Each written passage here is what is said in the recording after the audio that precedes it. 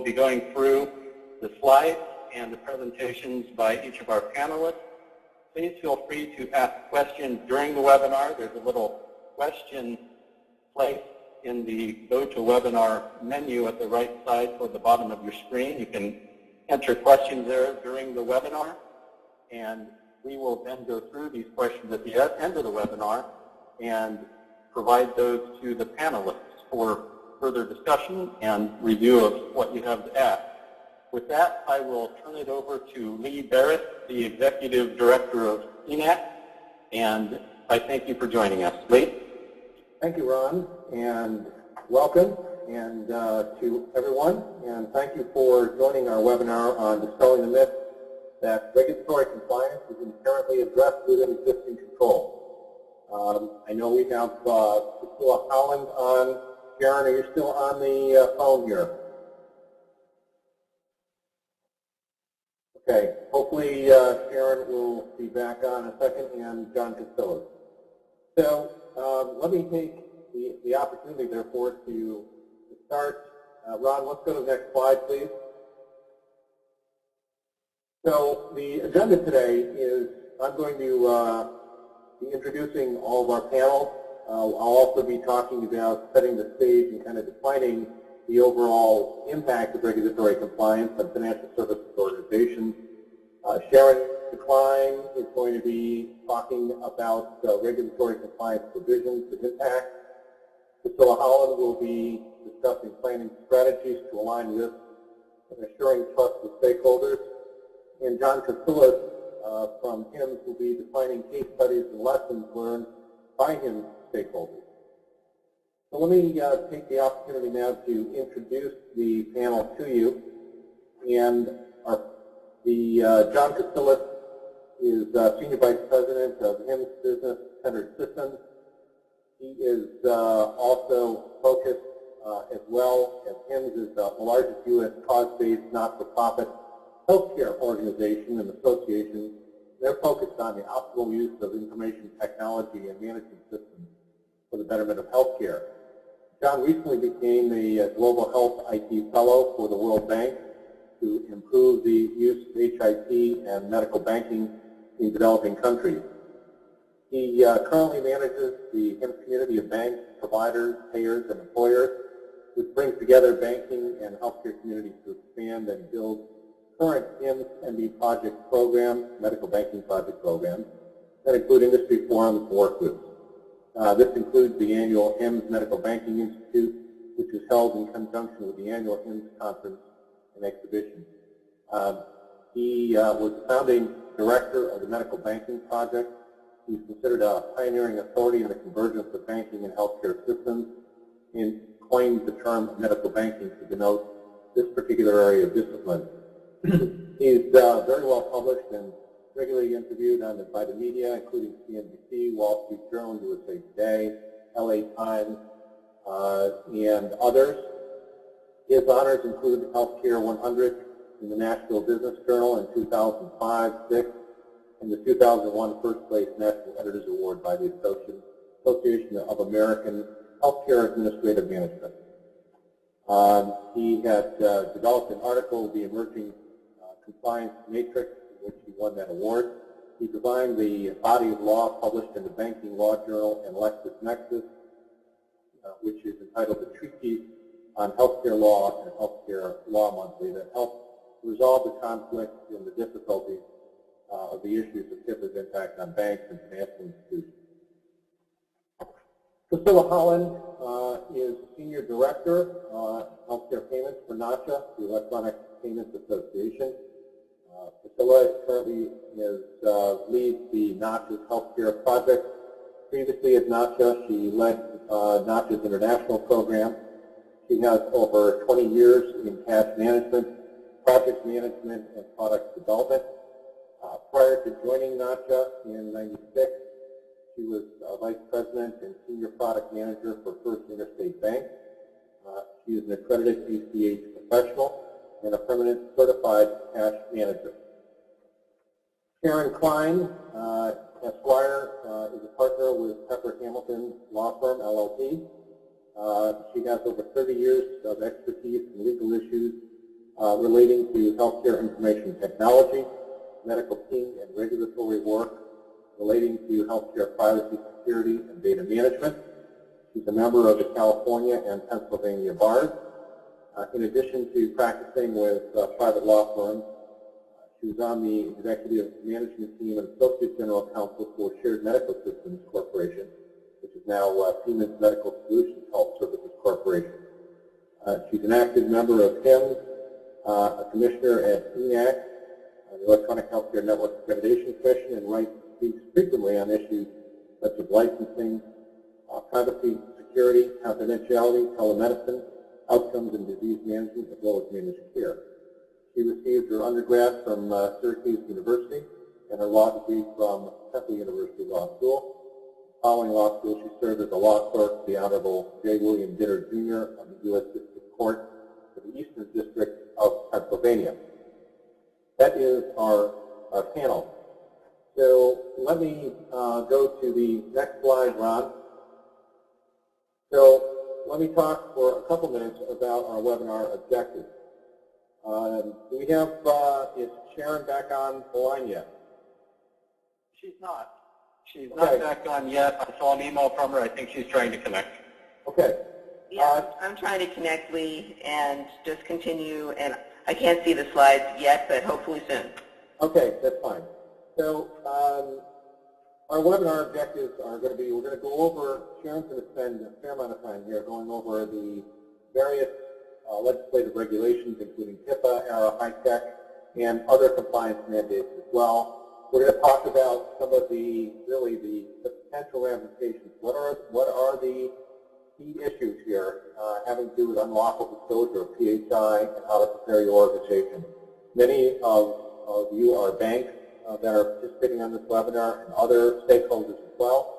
And clearly what we want to do is try to help to define roles and responsibilities here of both covered entities as well as business associates. We also want to discuss some of the planning preparations that you can undertake to mitigate some of that risk within your organization, and talk about as well, discuss kind of roles and responsibilities of the VA versus covered entities, talk about those compliance issues. What's the tolerance for risk within your organization? We think that it varies by organization, and clearly you need to understand what those are, what the implications are, and what you need to do.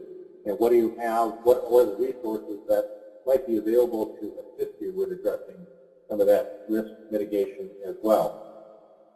Some of the next slide, Ron, some of the challenges that I think organizations face as well here is either a business associate or a covered entity. We're going to try to go through what some of those differences are. The whole issue of trust, which is extremely critical in the industry today.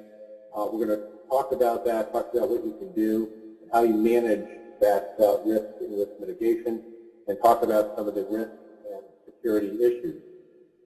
Now, in relation to some of that, I'm going to kind of tee up Sharon as far as talking about some of the HIPAA enforcement and some of the HIPAA implications here. Okay. Lee, I'm on completely now. Okay, that's fine. So in 2000, that's great, thanks. So in 2002, HIPAA came out with privacy regs, and in 2003 they came up with security regs, and they started to look at things like one-to-one data sharing at that point, but it has really evolved to really one-to-many data sharing. And so now doctor-to-doctor or hospital-to-hospital or hospital-to-insurer. And then you have health information exchanges, and there as well the ability for various stakeholders to interface to the health information exchanges and other types of networks as well as accountable care organizations that are evolving. Sharon's going to go through a lot of the provisions here, but there are a number of at least probably about 8 to 9 specific provisions of the HITECH Act on privacy and security dealing with various aspects. And as Sharon goes through it, I think that you're going to get an appreciation for what all it is. But the point is, it's both privacy and security that are incorporated under even the HITECH Act. The Office of Civil Rights has, in fact, many of you may or may not be aware, has taken a far more, I would say, proactive role in relation to developing a culture of compliance. And so what I would tell you is that they are now focused on things like performing different audits. And in fact, they've done over 20 audits this year, and they're anticipating that they may do another, actually another over 100 audits over this year as well. They've felt that by performing some of these audits and on an ongoing basis, that they've been able to get some very good results, very good feedback from the industry. In fact, what they have found is that a lot of information that they're uncovering, they have created what's called the wall of shame. And a lot of entities who have issues, breaches, as well as complaints are in fact listed on that wall of shame. They've created 4 different target levels for audit, and so they've got level 1 of large entities with extensive use of HIT, the level 2 are hospital systems, 3 to 10 hospitals, level 3 are community hospitals and outpatient surgeries, and level 4 are 10 to 50 providers in a practice. So the point is that OCR has taken on a far more proactive role here in relation to the enforcement side, which everyone needs to be aware of, and all organizations are really a target of any of these audits. And I think as Sharon starts to go through some of the regulation and give you that overview, we'll start to understand and we'll start to talk about the various implications of privacy and security and civil rights here. Hopefully, you will better understand the risk that is there today inherently with privacy and security. So with that, let me turn to Sharon to take us through some of the regulatory overview. Sharon. Thank you, Lee. I wanted to just give you a bit of the regulation background and also, as Lee mentioned, some of the implications for financial institutions and a view of what we see happening in the marketplace. Next slide. So in terms of the regulation overview, as Lee mentioned, privacy and security was foremost in HIPAA, which was enacted in 1996. And in exchange for the rules that obviously Congress knew would take some financing in order to comply, EDI transactions were included in HIPAA, the theory being that if claims and remittances and authorizations were done electronically, the money that was saved through EDI would fund the expenditures in the privacy and security rules under administrative simplification, and all would be good. Because of the EDI transactions, healthcare clearinghouses are covered entities, as well as healthcare providers such as hospitals and physician groups, and healthcare payers, managed care, insurance organizations, etc. And in 2001, the Medical Banking Project had a roundtable to discuss the implications on the financial industry of HIPAA, and came away with the fact that obviously hospitals and physicians and clearinghouses may be customers of the financial industry and banks, and they need to accommodate to the HIPAA rules. Further research was conducted by NACHA and the ABA, and NCVHS issued a letter recommending that financial institutions that directly access protected health information, that's medical information broadly defined, must execute a business associate agreement protecting the confidentiality of that patient information. Next slide, please. Subsequent to HIPAA, in 2009, HITECH, as part of the ORA legislation, bolstered the business associate requirements significantly. And ORA, as you know, had $20 billion, that's with a B, allocated for health information technology, and again, strove to reduce the cost of the Privacy and Security Initiative through electronic medical records. As the electronic payment system and lockboxes and other value-added specialty services were provided by the banking institutions to healthcare providers and payers, the provisions on privacy and security were amplified to accommodate that. Financial institutions, therefore, need to be knowledgeable about HITECH to understand how those provisions really apply to not only what they do today with hospitals, but what they may do in value-added services in the future, and to develop some SOPs and some practices, procedures to ensure compliance. Next slide. The overarching rules of security and privacy regulate the use and disclosure of protected health information.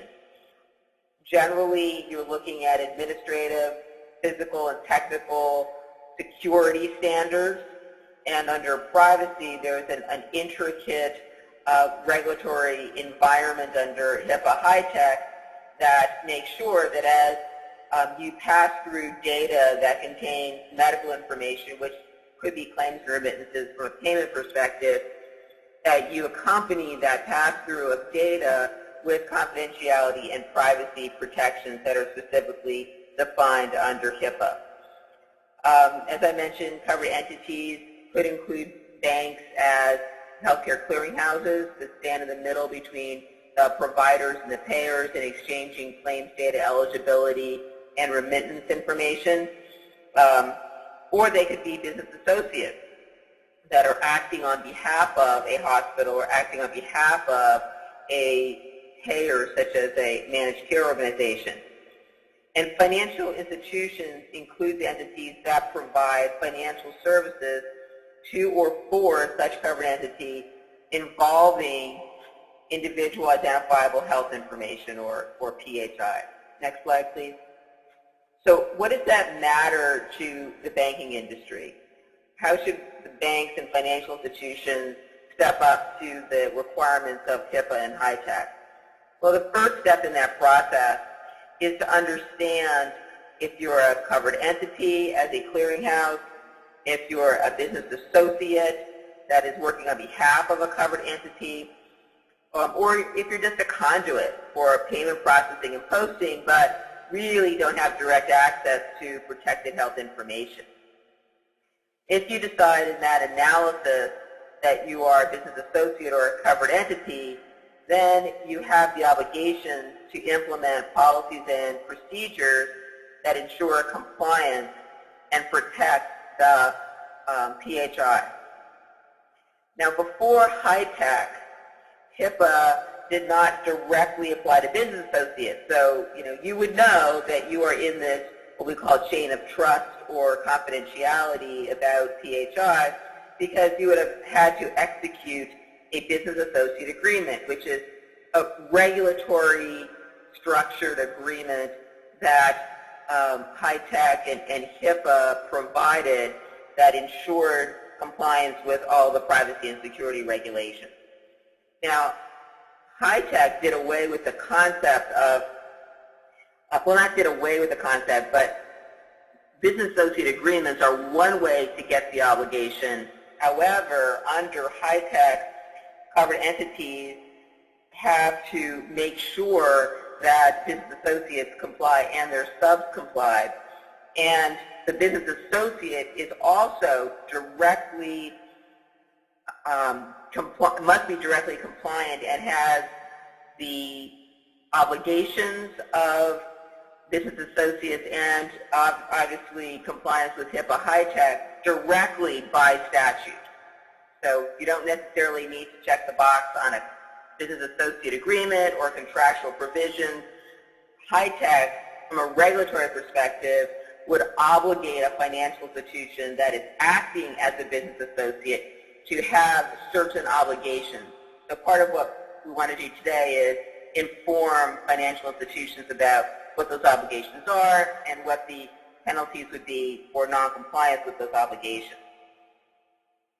Some of those obligations are reporting information and documenting that you're educating your employees and others, like vendors and suppliers, about confidentiality and security of protected health information. Another very, very big thing under HITECH are the breach provisions, which are specifically mandated under HITECH. There were no breach provisions under HIPAA. And they're very complicated, as well as strictly mandated. So you'd have to report a breach within 60 days. The notice of that breach is very strictly regulated, and to whom that notice needs to go is another aspect. It also goes, as Lee said, to the wall of shame, so others in the industry would know that there was a breach and that you were the institution that had the breach and what the remediation plan is. And you're also subject to civil and criminal penalties, which we'll go over in a second. As Lee mentioned, the Office of Civil Rights and DHHS is really the enforcement arm of HIPAA HITECH and monitoring through audits. And again, those audits are revealing many discrepancies that the government is insisting be corrected for HIPAA HITECH purposes. Next slide.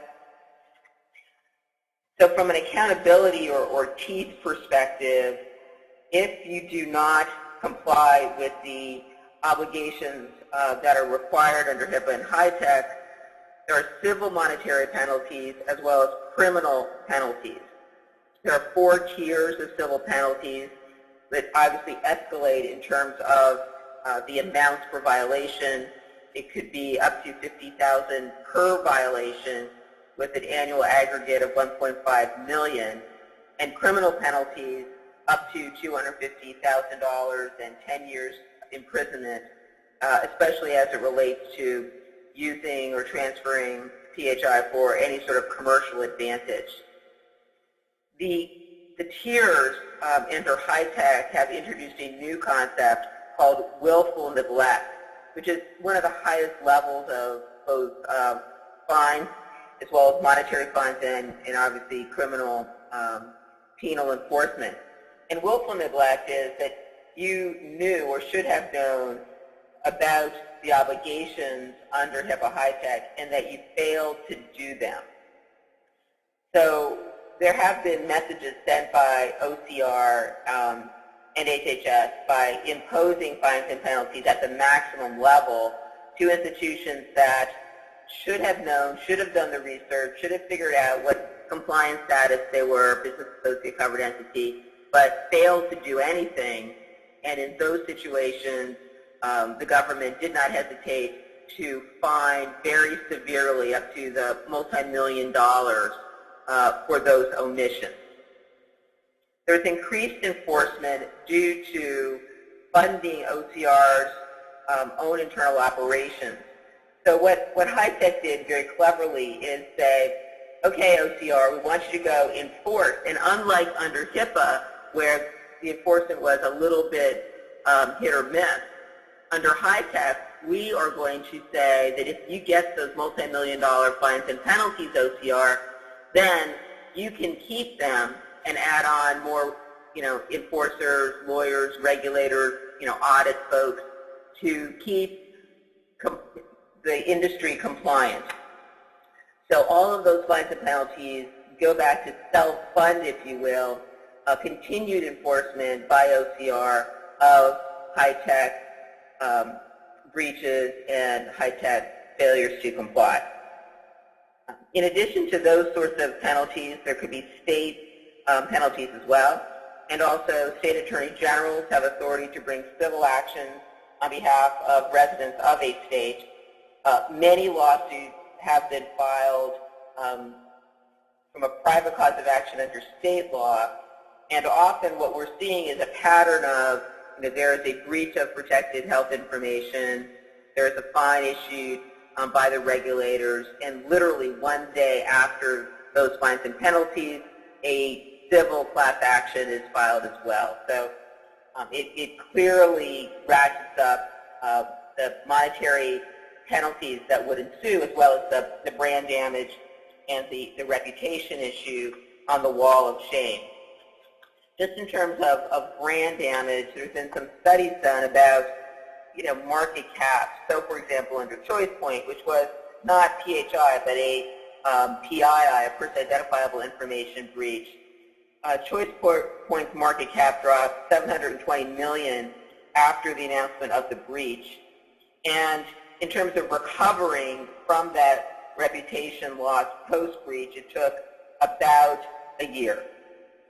So it is not an insignificant hit to the reputation or brand of any sort of financial institution or bank or others when there is a breach that has unfortunately occurred and then been disclosed.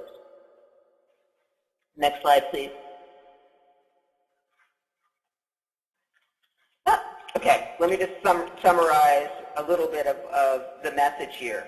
So from a high-tech perspective, it has increased the accountability, and it behooves all of us to examine the status of where we fit as financial institutions and the industry in the various categories of covered entity and business associate. We need to be aware, because if we're not aware of those obligations for covered entities and business associates, the government has a hammer called willful neglect to impose fines and penalties and make us understand that we're obligated and do the right thing.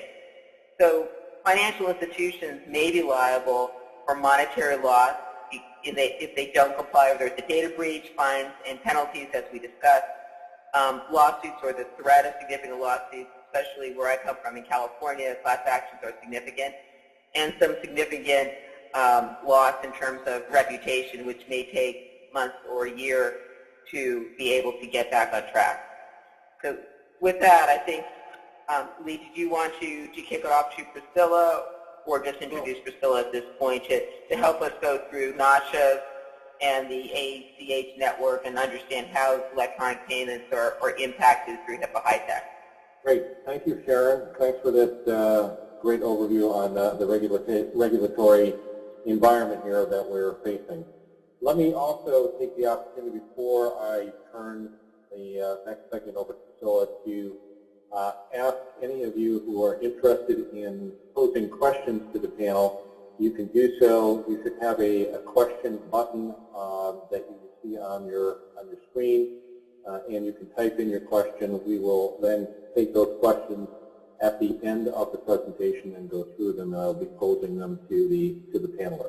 So please don't hesitate to put in your questions. We'll look forward to addressing them. So with that, let me turn the next segment over to Priscilla Holland, who's the Senior Director of Healthcare Payments at NACHA. Priscilla. Thank you, Lee. If you go to the next slide. I want to take just a brief minute to introduce NACHA and the ACH network. NACHA is a private sector rulemaking organization that administers the ACH network. We actually develop the rules and guidelines for conducting business on the ACH network, and the ACH network facilitates global commerce by serving as a safe, efficient, ubiquitous, and high-quality electronic payment system. You may recognize it more from direct deposit or direct payments. The network is accessible via more than 14,000 financial institutions, and in 2011 we processed 20.2 billion ACH payments through the network, and the federal government is actually the largest user of the ACH network. And we actually have the ability to move funds and data along with the payment. So if you go to the next slide. When we look at healthcare legislation and healthcare reform, we see the opportunity to drastically increase the use of the ACH network in processing electronic healthcare payments. And while most of this webinar is focused on HITECH and HIPAA, NACHA has been working very closely with the healthcare industry on the Patient Protection and Affordable Care Act and dealing with administrative simplification in Section 1104. we see this as the greatest impact to the ACH network and to the financial institutions. Because while with HIPAA and HITECH, you are looking at a limited number of financial institutions that are going to be offering some of the higher level services that would deal with protected health information. One of the pieces of the ACA that we're looking at with regards to increase in ACH payments being processed is the requirement under the ACA that Medicare move all of their payments, claims payments for Medicare Part A or B to EFT by January 1st of 2014. And so we are looking to see a significant increase in the number of payments, healthcare payments that are processed through the ACH network. If you go to the next slide, this is a flow chart showing movement of funds and information through the ACH network, whether they are credit payments or debit payments, and financial institutions can provide value-added services to health plans and providers and to help automate the payment process and reduce the back office costs and improve their administrative simplification. Now, if you go to the next slide, I think this graphic really helps us explain from a financial institution perspective where we see the impact of healthcare legislation to the financial institutions in the banking industry. We really feel that from the 14,000 financial institutions that participate in the ACH network, that the vast majority of them are going to be dealing with the business of a financial institution and in processing the payment and delivering the reassociation trace number. As Sharon indicated on her slide earlier, the financial institutions need to determine their compliance status either as a BA, a covered entity, or an entity solely performing payment processing and posting, and that's where we feel the majority of the financial institutions are going to be. Moving up the stair steps that we have, we then see the financial institutions that are offering lockbox services to healthcare providers or to health plans, and then the limited number of financial institutions that are actually involved in major healthcare verticals and have declared themselves as covered entities. So, I totally agree with Sharon's statement that a financial institution needs to be aware of the responsibilities in the services that they offer, and be aware of the fact that, when they move up this stair step, that there are additional obligations for privacy and security that need to be addressed. If you go to the next slide, when we look at the ACH network, we actually have two corporate transactions that have the ability to deal with remittance information. One is the CCD Plus addenda record, and the other is a CTX that has the ability to carry a full EDI transaction set through the ACH network. In January, HHS identified NACHA's CCD Plus addenda as the healthcare EFT standard transaction for stage 1 payment initiation for transactions that are going through the ACH network, and have required that the addenda record include the TRN reassociation trace number. Now this TRN reassociation trace number carries no PHI, so that the financial institutions that are processing this payment, posting the transaction, and delivering that TRN reassociation trace number to the provider are not dealing with PHI and do not require a BA, or are they a covered entity. Now, the second transaction that is business transaction that flows through the ACH network is the CTX transaction, and that has the ability to carry the payment information and the electronic remittance advice via the ACH network. The interim final rule that was issued in January does not prohibit the use of the EFT and the ERA traveling together.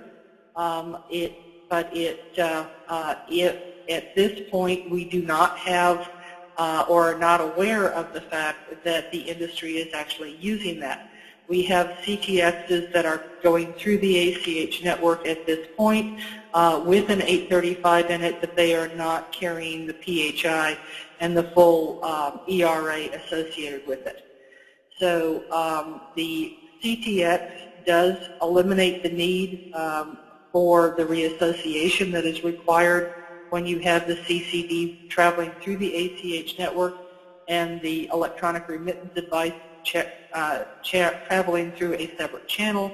Again, it is not something that at this point that we are currently using. Although CMS would like to see a model of this tested, it is something that the industry is looking at. So if you'll go to the next slide. We really feel that the standards and the rules work together to support healthcare, that health plans using the X12N's 835 for electronic remittance advice, that they do have the ability to send that to the financial institution, and that the financial institution can take the BPR, the Table 1, and create the payment without processing the PHI. It is something that is allowed within this standard, and if a financial institution is receiving this from their health plans and creating the CCD plus, the interim final rule has stated that they are still not covered under the HIPAA legislation and are not considered a covered entity at that point. So it is possible to transmit both EFT and ERA information together in a single transmission, but again, as we talked about, it is not something that we are currently aware of that is happening at this point, and we would like to pilot that in the future and have talked to CMS about that capability. So if you go to the next slide. This is an illustration of the CTX format. Basically, it is a color-coded diagram. It shows you the yellow on both the top and the bottom of the slide is the ACH file itself. The blue and then the green are the EDI, both the envelope and the Table 1, and then the Table 2 with the PHI remittance data. But this is something that we do have the ability to process through the ACH network, and we think that it would help significantly with administrative simplification. Financial institutions are bound by significant privacy and security rules at this point, but there are still questions with regards to compliance with the HIPAA operating rules, and you would need to be able to comply with that moving forward. So if you go to the next slide, this slide is basically a description of the overflow of the ACH transaction, an overview of the ACH transaction, and basically shows that this is basically a computer process, that the payment instructions flow from the originator to their financial institution. The computers, processing through the computer system at the ODFI verifies the data is properly formatted in an ACH file or converts the file to a proper ACH format. It encrypts the data and forwards it to the ACH operator. At the ACH operator, the operator decrypts the information, again validates the file at the batch level, sorts into groups to the RDFIs, re-encrypts the data, and forwards it on to the RDFI, and then the RDFI again receives it going through their computer system in the ACH operations area, then sends the items to their direct deposit accounts for posting. So if you'll go to the next slide, with regards to security through the ACH network, financial institutions ensure that transmission of information in connection with all ACH payments are secure. Within the NACHA operating rules, we have requirements that transmissions of information in connection with the ACH payment is already subject to strict data security controls. They are separate and apart from HIPAA requirements, but we do have requirements that require that banking information related to payment transactions must at all times from the point of data entry through the transmission be either encrypted or transmitted via a secure session, and financial institutions must comply with annual audits and attest to compliance with the rules. So financial institutions transfer payment instructions to the ACH operator using one of three methods. There is either a direct connection, an FTP with SSL, or PGP encryption, or there's an EPN access over the internet. But all of these sessions are secure, and each method of transmission to the ACH operators use standard encryption methodology for all files. So if you go to the next slide, the ACH network participants are closely audited by federal financial regulatory agencies, so all financial institutions are reviewed for compliance with financial institution regulations. Obviously, the federal regulators are not reviewing for HIPAA compliance, but they have to comply with their statutes, regulations, guidance that require financial institutions to maintain the confidentiality, integrity, and security of the data entrusted to them for payment processing. These laws are not specific to healthcare data, but the protections that are adopted by banks are applied broadly. As a result, healthcare data held by financial institutions is subject to protection, and both CCD Plus and the CTX transactions need to adhere to these regulations. Similar to HIPAA, the framework requires that reasonable safeguards be adopted and does not dictate specific security choices. Financial institutions must implement a comprehensive written information security program that includes administrative, technical, and physical safeguards appropriate to the size and complexity of the entity. And like HIPAA, the specific safeguards must be driven by risk assessment. So the banks need to know the business they're in, and they must be able to secure their data appropriately. The next slide talks about general privacy and security requirements that are applicable to financial institutions, and that most financial institutions do not provide specialized services to healthcare industries, as I mentioned earlier, and do not routinely access PHI to perform services for those entities. They are simply engaged in the activities of a financial institution and provide payment processing and services. Therefore, they are neither a business associate or a covered entity. Nevertheless, by following financial services regulations, financial institutions will find that they have already embraced these types of required protections, were reasonable and appropriate to support efficient payment processing and posting. And so you're looking at technical and physical access controls for buildings and ACH operations areas, intrusion monitoring, authentication standards, and encryption. Keep in mind that financial institutions are also prohibited by law from using medical information to make credit decisions. So while the financial institutions may not comply with all of the aspects of HIPAA at this point, for payment processing and engaging in the activities of a financial institution with regards to the payment processing and posting, what they are doing is making sure that the information is secure, that there are physical controls and technical controls in place.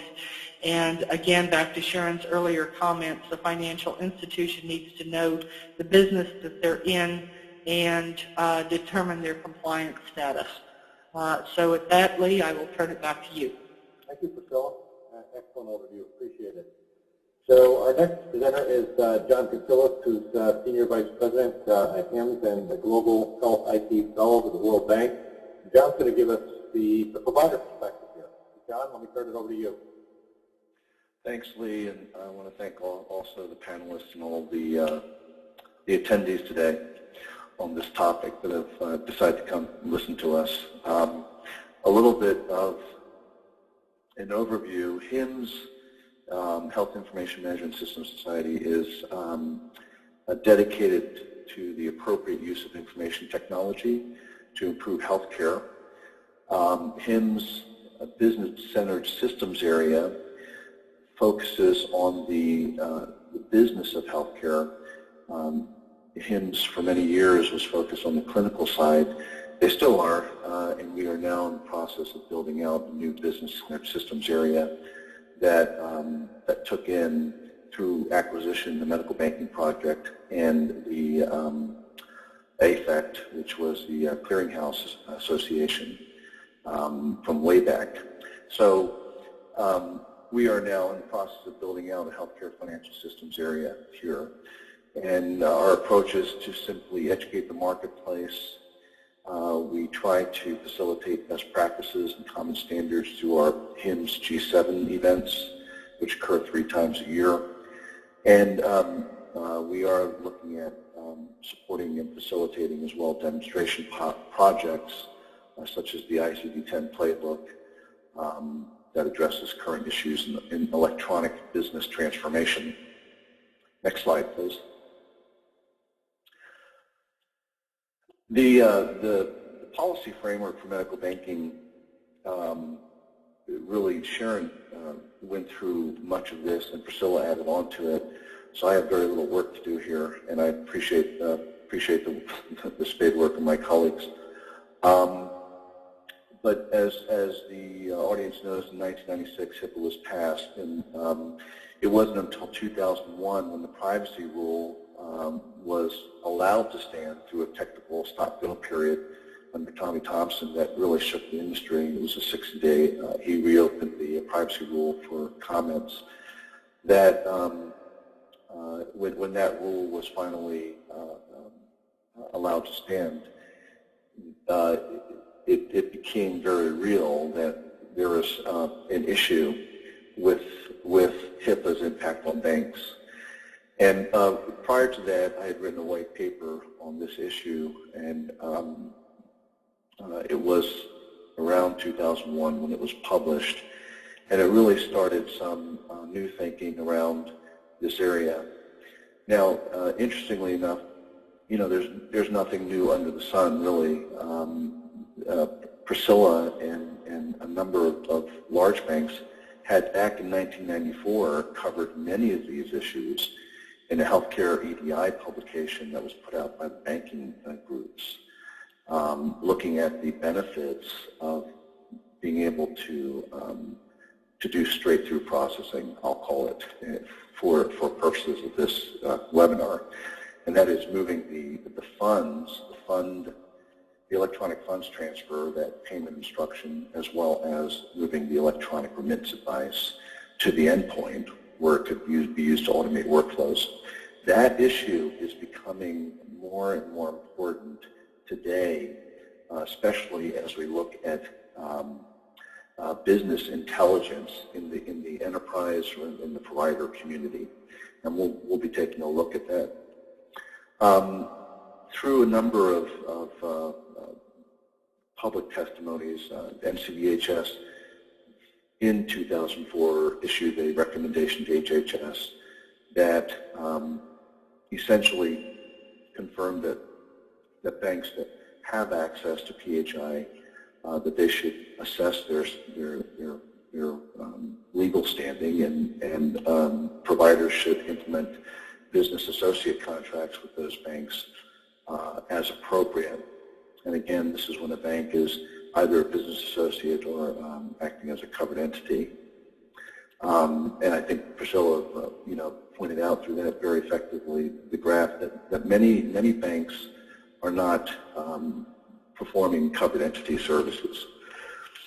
And in 2010, HIMSS joined with EHNAC and NACHA to try to simplify this area and to come to some concrete guidance. And I think that that document is available on the EHNAC website. It's also available on our website. I think NACHA has it as well as WEDI. And there were some additional clarifications, I think, in the commentary recently with the interim final rule on electronic funds transfers that Priscilla had mentioned. Next slide, please. So what I wanted to do was provide to this group some thoughts that we collected from providers that are implementing medical banking services that they purchase from banks, and what their general business goals are. So the first one is and this is specifically around the lockbox. There's other services, but we didn't go into those. The provider would like 100% automated remittance posting. That's sort of the goal. There's a number of exceptions that will flow out of that need research. But to the extent possible, when the payment comes in to the provider's office with the electronic remittance device, having that posted to the patient accounting system is a goal. And one of the things in medical banking you'll note is that when we use terms, sometimes they mean different things.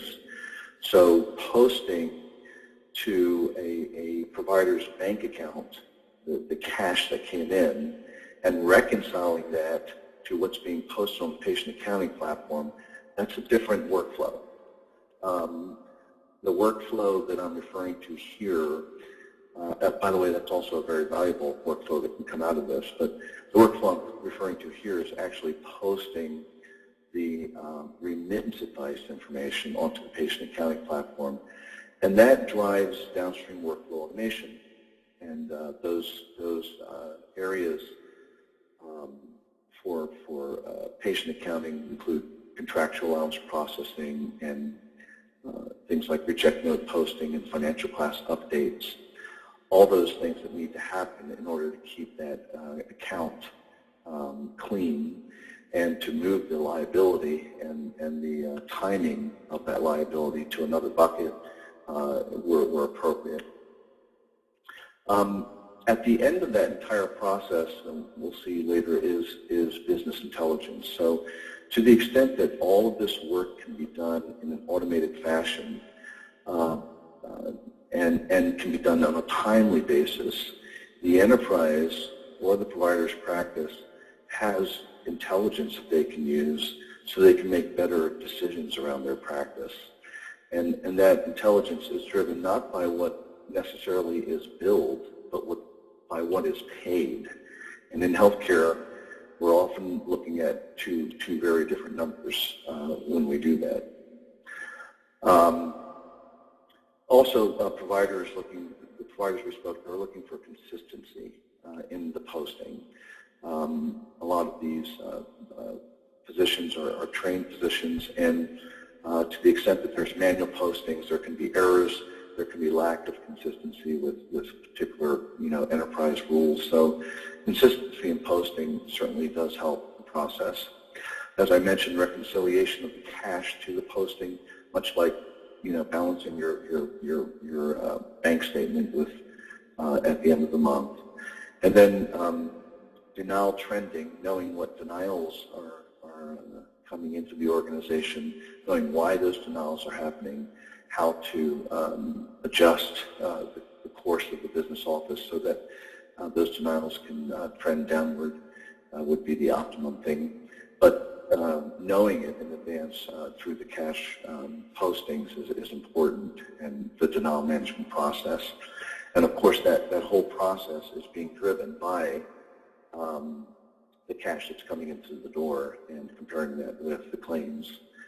And then also electronic retrieval is very important, and that's both images and files. So the provider is looking for a way to access these efficiently, both the image and the file, of course, to automate workflow automation and automate posting and stuff like that.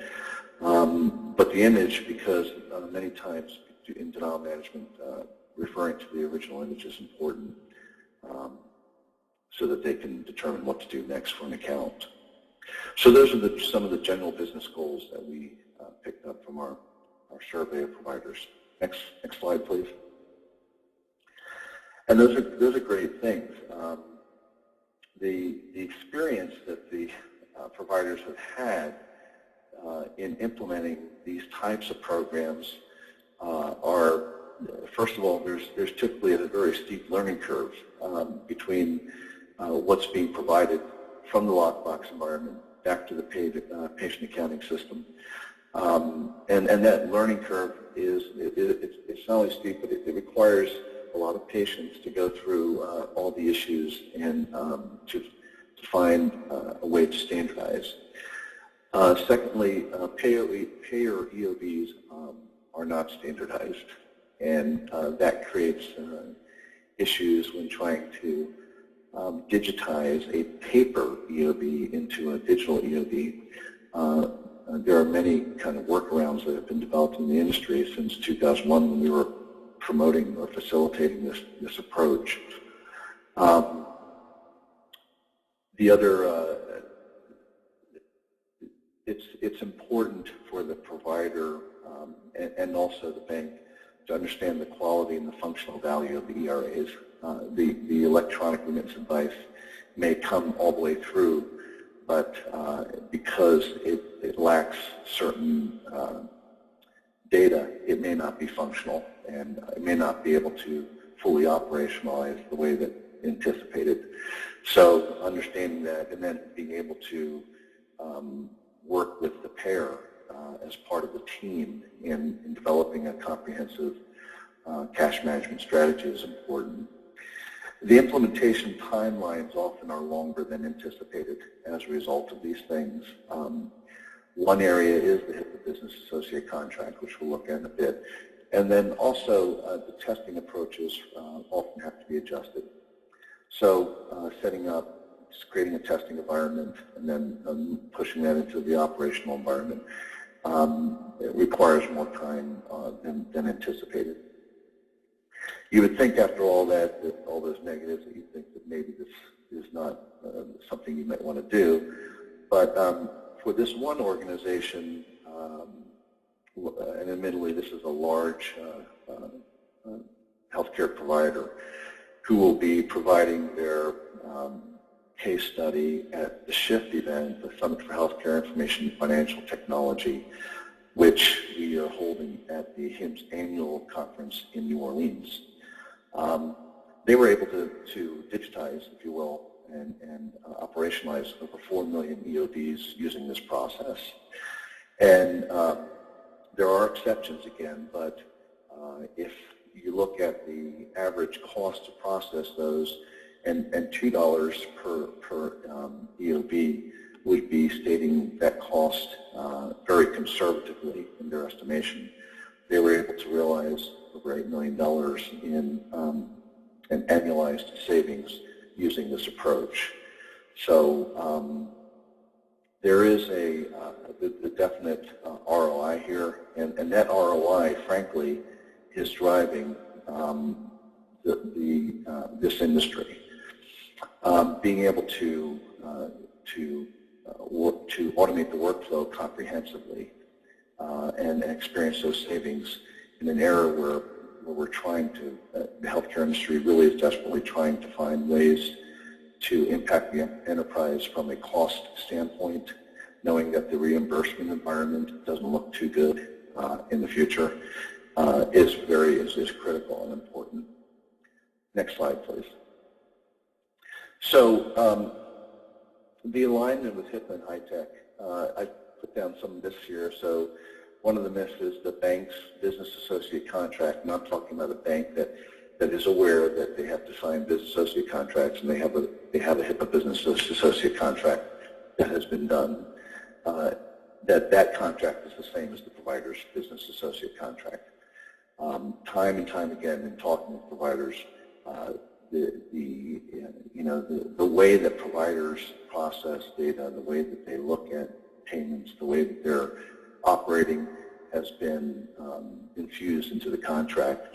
And the way that the bank does that is obviously much different. So many times the two legal documents are very far apart.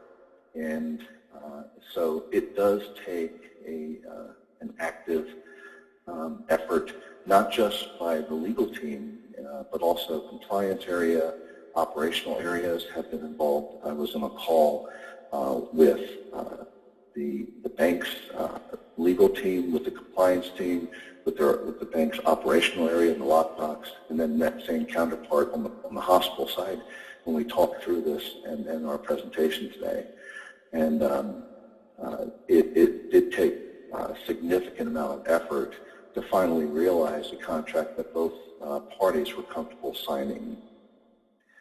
And there's philosophical differences sometimes in terms of what needs to be incorporated into the contract. Flexibility obviously is quite necessary, and as I said, it requires a multi-group approach.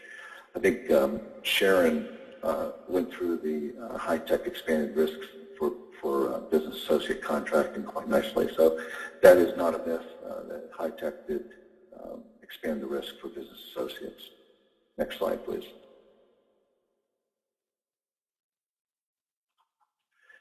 Hello?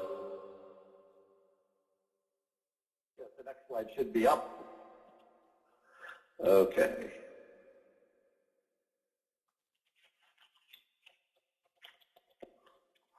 Are you having trouble hearing me? No, we're doing fine, John. We hear you fine. Okay, okay. I just want to make sure.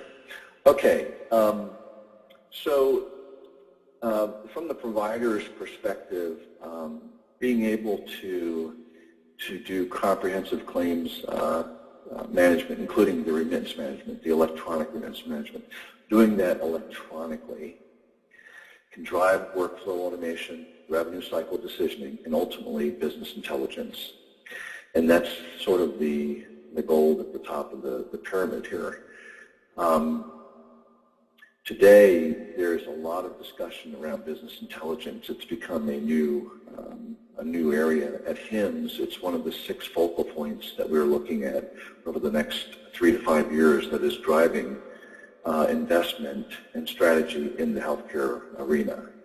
So, as you can imagine, the ability to get this intelligence is the foundational component of that is not necessarily, again, what you bill as a provider, but what you get paid. And having that data be introduced into these processes and then work through the business intelligence software is vital, if not critical, for making the right decisions.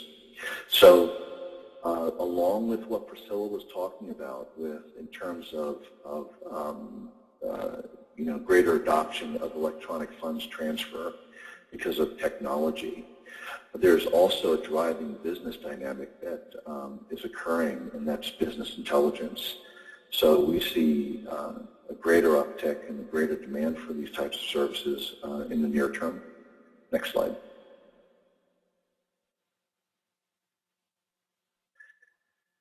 Is a joke.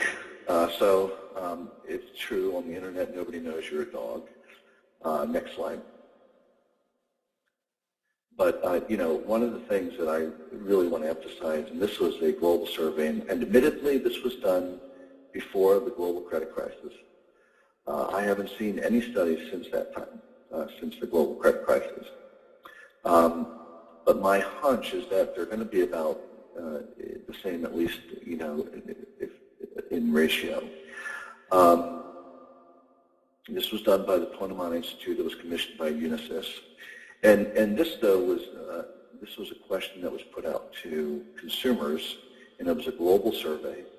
And the survey was around what organizations should be trusted to issue identity credentials. And it was specifically looking at issues around privacy and security. So as you can see here, the police didn't score too well, especially in Latin America. The tax authority didn't get past 0 in any area. But the bank is always appearing as the number one rated authority for identity credentials. And I think that's really a critical thing here. The banks are really locked into an identity theft arms race with the bad guys, and they're trying to get your money, my money, every day. They have resources, they have investment, they have pooled their best practices, they're working in collaboration with the authorities to make sure that that the processes, procedures, the administrative, physical, and technical safeguards that they employ are world-class. And frankly, they have to do that, because to lose money would be to, of course, it would be a draw on public trust. So being able to trust the banking groups, I think if you look at the surveys, that most people are willing to do that.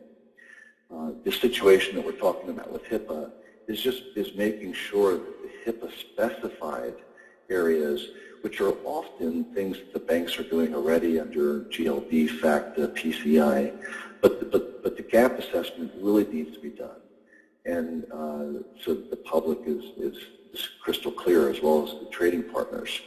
Unfortunately, at the National Committee on Vital and Health Statistics, when I was testifying, there were a number of groups that said that they would like to use the financial networks, or they would consider using the financial networks if they felt that they were complying with HIPAA.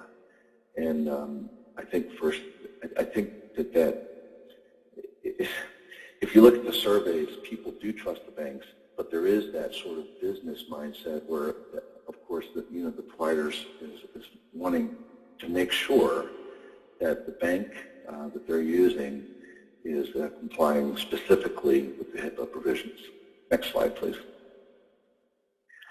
Next slide really is sort of a visionary slide, but one of the things that we're driving to as an industry is, as I said, business intelligence at the enterprise level, but also, if you will, business intelligence at the family level. The family is looking to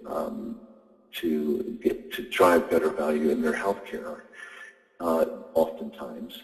And how can they do that? Well, they're getting electronic information, or they're getting paper information in bits and bytes, maybe sometimes electronic information from their providers, and then they have to piece it all together.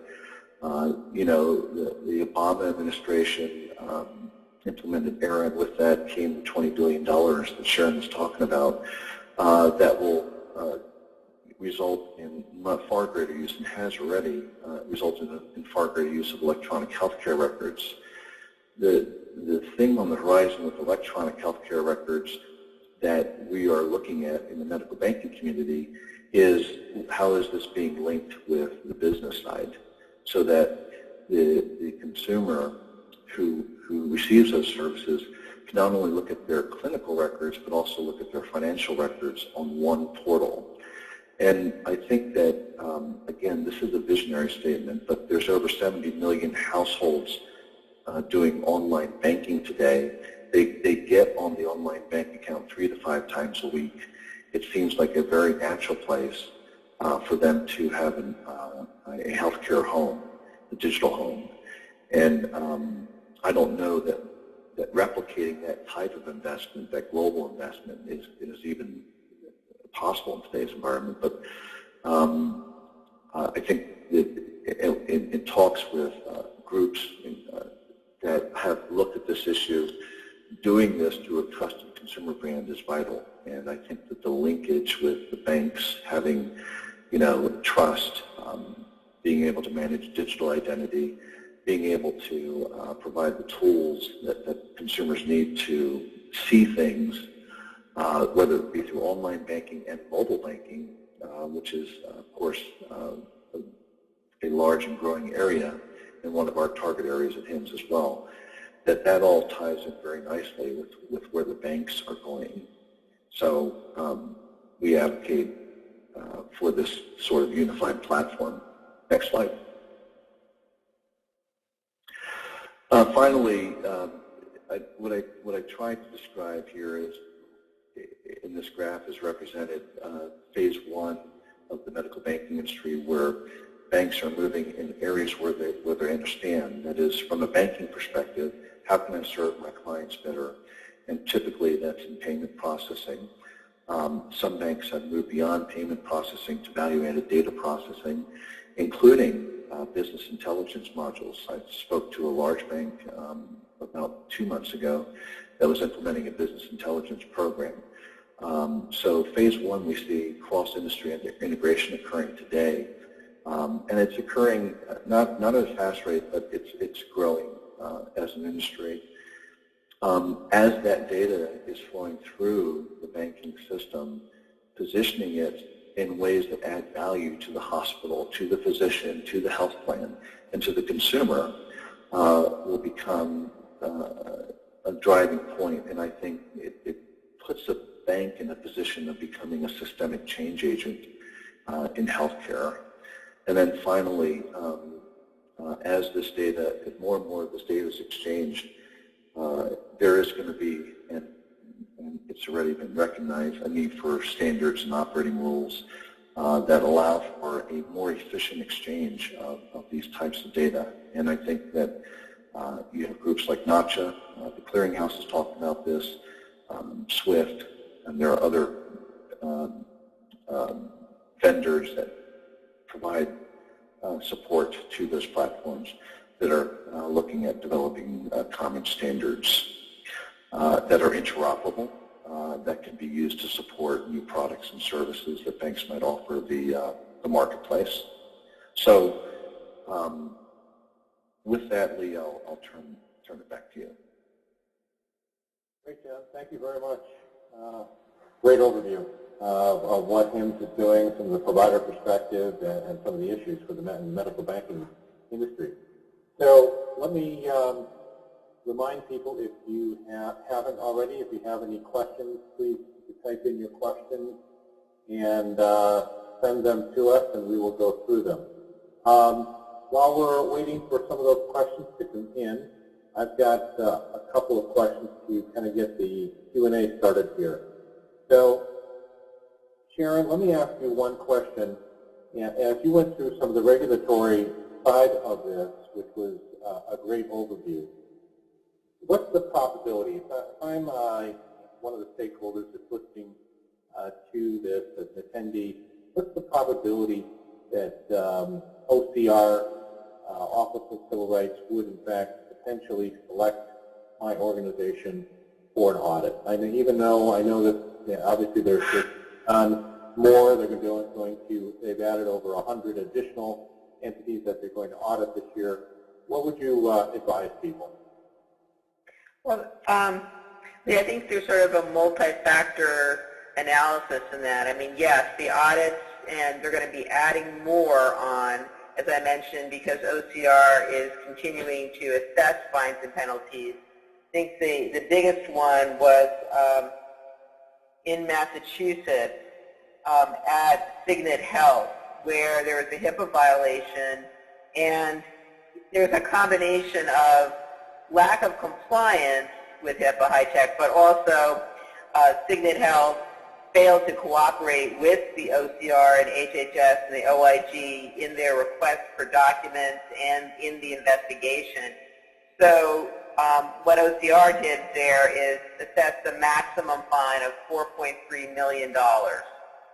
And so to answer your question, all that money, and you know, routinely they're assessing $1 million and $2 million, but 4.3 went back into the coffers of OCR to do more audits and more enforcement. So they're ramping up, and I think there is a significant likelihood that one of the auditors might come knocking on a door, especially if there's significant healthcare transactions and the opportunity to access PHI within the healthcare institution and the financial institution. Now, the factor analysis that I was thinking about was you combine the fact that the banks or the financial institutions have PHI, with just the general data breach concept. So we know generally that most major institutions will have data breaches. I think, if you look at the Pony-Mon studies, I know John quoted one, they're ramping up at a pace that is alarming. And once those come into play and you do have a data breach, which are increasing about, 20% year to year, you're going to see about $268 or upwards of that per record that's breached, right? So if you add that up, and in healthcare, the largest breach right now is 780,000 records. That is the additional expense that we're looking at, and therefore, being compliant with administrative, physical, and technical security safeguards as well for a data breach perspective, I think is incredibly important. So, you could avoid the, multi-million dollars. I think the most expensive breach costs $35 million. The combination of the fact that data breaches are going to happen and that, triggers compliance, and the fact that OCR has a lot more money to have auditors out there and making sure that people are in compliance would make me conclude that the likelihood is pretty significant that your institution may be subject to compliance audit. Great. I think the other thing I had heard, Sharon, is I heard there was one in Alaska Medicaid that just settled a HIPAA security case for $1.7 million. And I think the other aspect that's part of this is it's not only, I think, the audit and certainly the penalties, the civil monetary penalties that are all part of it, but it's also the public relation implications to an organization. It is very significant. If, in fact, it's found and all of and that information and a breach is identified, and that information is made publicly available, it's all the PR implications, I think, that are also there for an organization to deal with. So that also has to be taken into consideration very significantly as organizations are assessing risk here. Yeah, Lee, I couldn't agree with you more. As I mentioned, I think it's an average of 8 to 12 months to regain come back from that reputation loss. Right. Very good. Thank you. The other question I've got, next question I've got really for all three of you would be, as we talked, John, you were talking about obviously how medical banking is evolving and so the various technologies, the fact that we've got as well over 70 million households that are using the internet, cloud-based really banking services. What about, you start adding smartphones, iPads, other types of mobile devices into the mix here, having to do with privacy, security aspects, and what are the three of you thinking as well in relation to what's been done and what's being done to address the issue of that greater risk of exposure or breach to information with mobile computing? John, any thoughts? We'll start with you. Yeah. It's interesting that the marketplace for moving from online to all of these mobile applications is moving extremely rapidly. HIMSS, in order to stay in front of the curve, actually acquired the Mobile Health Summit so that we could make sure that we're delivering that type of education to our members. And so we have developed positions, and we have a white paper specifically that addresses some of this area. It's also something that has been lost, I think, to the Obama administration when they announced the new cybersecurity policy, and that effort was a multi-stakeholder effort that resulted in a new policy by the administration around cybersecurity, recognizing not only in healthcare but in the whole area of e-commerce, that more payments were being moved to the digital sphere, and we need to make sure that we're including those component parts that make that possible in our critical infrastructure. So I would refer the listeners to the HIMSS website on the white paper around that around that issue. The other thing too, Priscilla had mentioned a potential demonstration projects, and we just concluded a white paper where we specified a particular pilot design that does straight through processing, ERA and EFT, and we will be publishing that out as a white paper and hopefully instigating some industry action around that as well. Great, thank you, John. Please, could I just add one thing to John's really good analysis? It's not only the data transmission, with the 802.11 security, but also we see a lot of focus on the regulatory side on the proper destruction of devices once they have, outlived their normal life. So if you think about your phone, right? You think about printers, you think about all kinds of portable devices, BlackBerries, etc. They contain a motherload of information. And if you are changing out phones, or printers, or relocating your computer equipment, and you don't wipe them completely, that's where we're seeing a lot of fines in enforcement in terms of the appropriate destruction of information that resides in the device itself.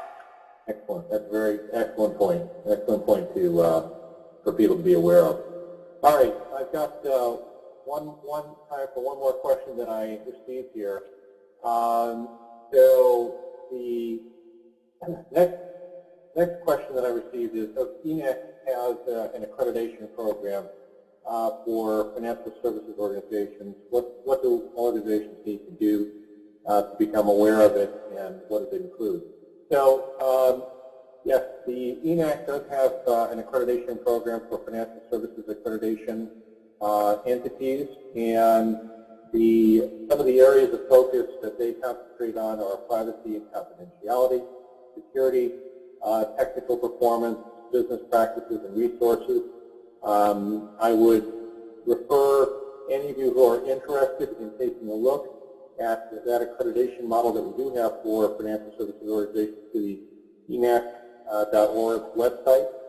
And I think you'll find most of our process is all online, and you can also review the criteria that we have that's included with that overall program. So please take a look at it again, EHNAC.org, and it will take you through all of the information I think that any of you may be interested in on the program. Let me take the opportunity to thank the panel that I've had. I've been really pleased with the expertise that this panel has been able to provide you today. So John Casillas of the Medical Banking Project and HIMSS as Senior Vice President, Priscilla Holland, Senior Director of NACHA, the Electronic Payments Association, Sharon Klein, partner at Pepper Hamilton. And I will tell you that we will make the presentation available on the EHNAC website. I'm sure John will do so as well on the HIMSS website, and I'm sure Priscilla can as well on the NACHA website if you would like to download it, or certainly to refer it to other people that may not have been able to attend. And also let me thank Ron Moser for all of his technical assistance in putting the webinar together. Thank you all again for your attendance, and look forward to another session, another webinar that we'll be hosting in the future. Thanks again. Have a great rest of the week.